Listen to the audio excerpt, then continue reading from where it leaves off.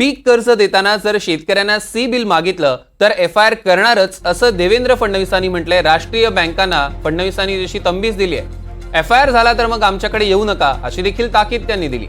राज्यस्तरीय बँकर समितीची बैठक मुख्यमंत्री शिंदे, फडणवीस, अजित पवार यांच्या उपस्थितीत झाली। मंत्री धनंजय मुंडे, दिलीप वळसे पाटील, राधाकृष्ण विखे पाटील सुद्धा यावेळी उपस्थित होते।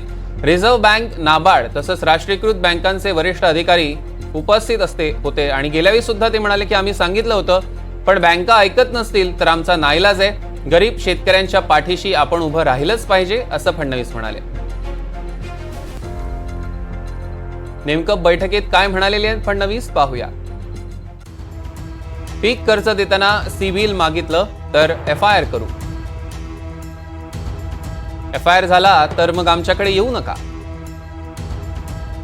बँका ऐकत नसतील तर आमचा नाईलाज आहे, गरीब शेतकऱ्याच्या पाठीशी आपण उभं राहिलंच पाहिजे।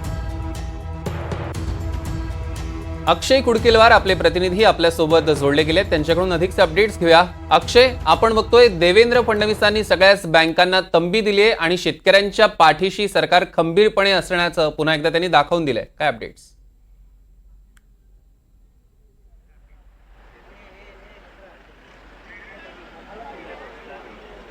अक्षय, माझा आवाज तुमच्यापर्यंत पोहोचतोय?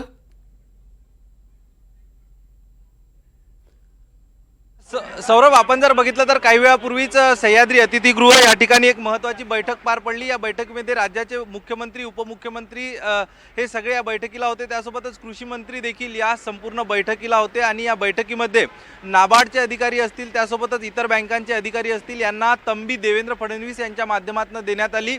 वेळोवेळी सरकारकडनं बँकांना सांगितलं जातंय की कुठल्याही पद्धतीनं शेतकऱ्यांकडे सिबिल स्कोअर मागितला जाऊ नये, मात्र तरीही सिबिल स्कोअर मागणाऱ्या बँकांचा जो तगादा होता शेतकऱ्यांकडे हा सुरूच होता।